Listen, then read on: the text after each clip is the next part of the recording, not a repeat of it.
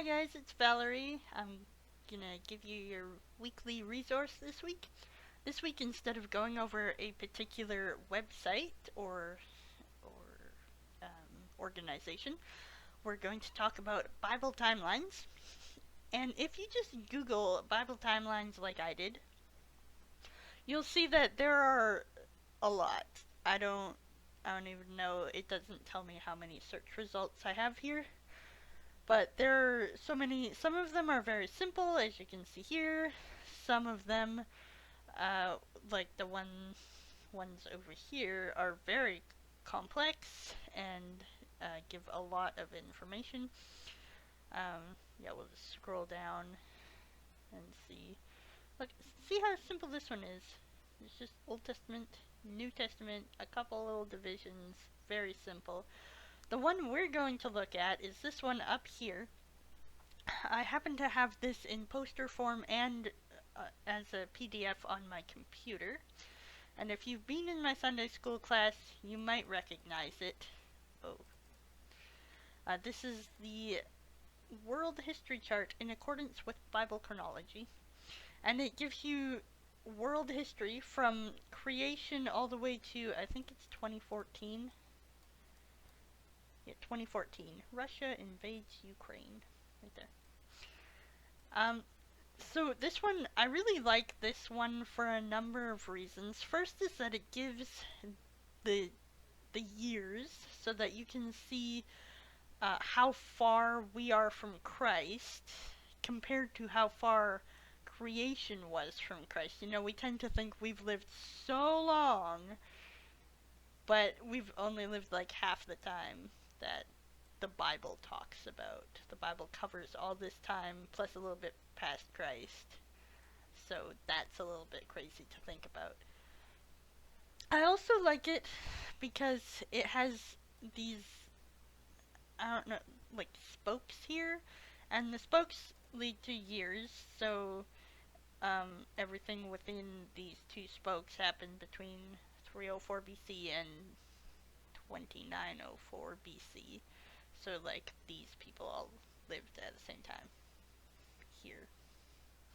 Or, like, these people all lived at the same time over here. So you can see, if I zoom in one more time and find it, that Solomon lived in the same century as Homer, who wrote the Greek histories, which are epic poems that are very weird. I'm trying to read them right now. It's a little bit, it's a bit much.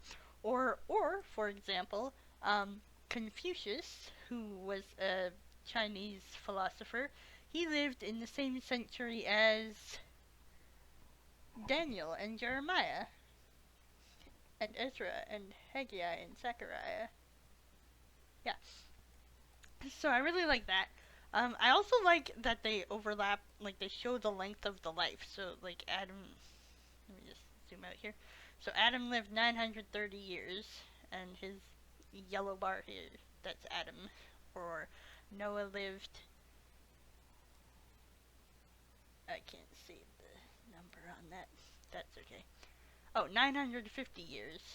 So he's got this one. Methuselah, you can see the oldest man recorded in the Bible, 969 years, lived all the way up to the flood. The year of the flood is the year that Methuselah died.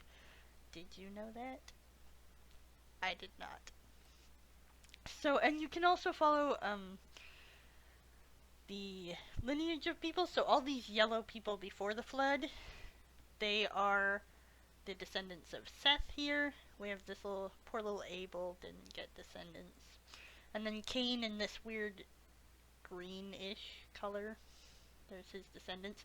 And then after the flood, we have Shem, Ham, and Japheth. So Japheth, you get to see who was descended from him. Basically all of Asia and Europe came from Japheth. Ham gets like Egypt and some other people. Let me zoom in so that I can read this. Possibly the Philistines and Babylonians. Yeah. So there's a few people there. And then Shem, he gets like basically the Middle East and some Americans, which is the people who came to North and South America way before any of the Europeans did. I'm just going to call them Americans because that's what the continent is called. We're not talking about our neighbors to the south in that instance. So you can see it's very interesting. Abraham died like 2 years before. No, Noah died 2 years before Abraham was born, which is crazy. Because they're like 1, 2, 3, 4, 5, 6, 7, 8, 9, 10 generations apart. So the long ages thing gets a little bit freaky at the beginning, but it's cool to know.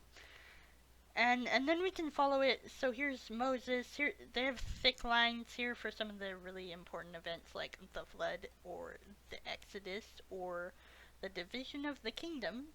Here we have, so here's the judges. Here's some kings, and then the kingdom splits into Judah, which continues on to the time of Christ. Although the kings stop at this line because Nebuchadnezzar came in and took over. And then here's the northern kingdom of Israel, and here's where they went into captivity.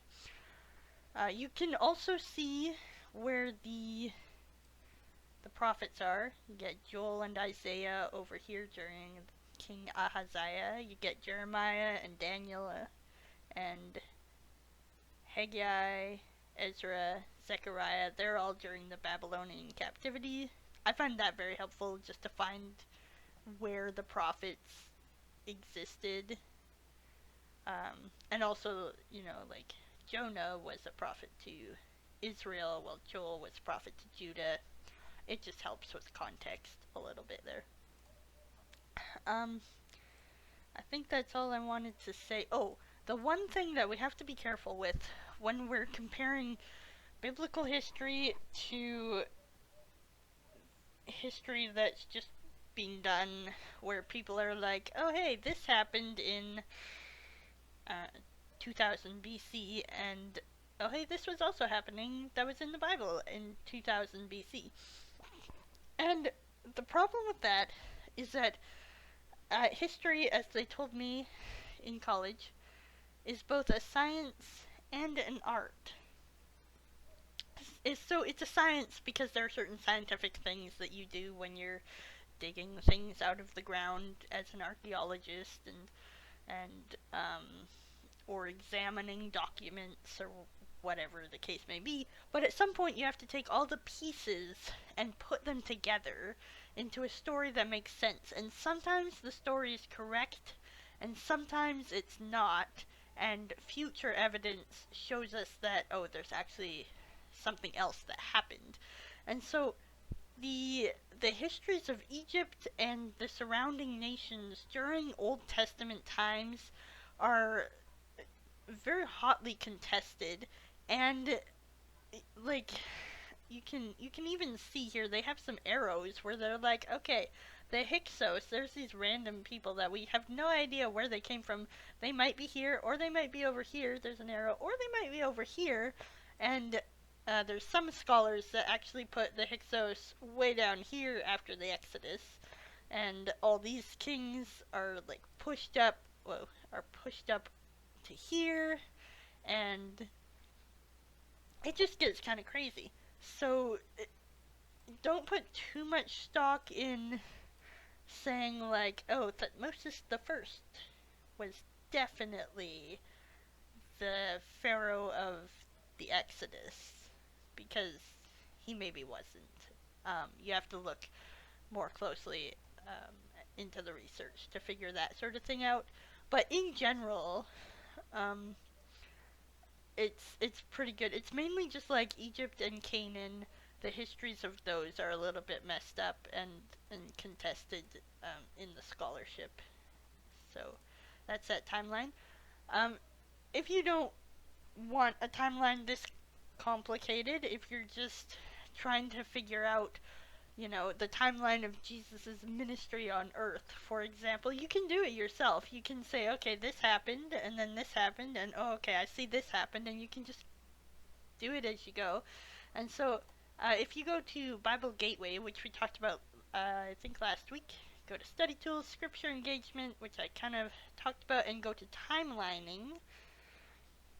And then there's a video that talks about how you fit the smaller stories of Scripture into the larger story of Scripture, and how you see how the history all flows and works together.